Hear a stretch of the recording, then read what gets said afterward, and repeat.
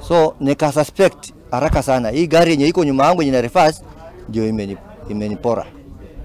Nikaifuata nikipiga simu kwa ofisi ya polisi kwa sababu kuna mapolisi wengi tunajuana nao. Nikawapigia simu nikasema mimi nimeporwa na gari yenye imenipora pesa, ninaifuata. Mkimbie mniokoe ama mpige simu pale mbele kwa roadblock wafunge hiyo gari isipite.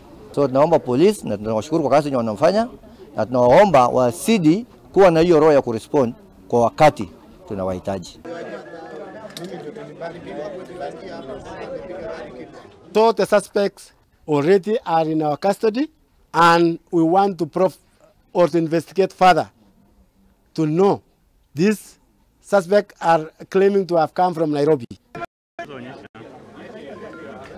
I also want to appreciate the members of public for having the trust with the officers, and that can be confirmed by this incident.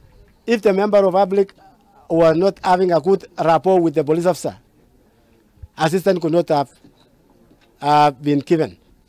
He gave out a distress call, and the police were able to pick the distress call and acted upon.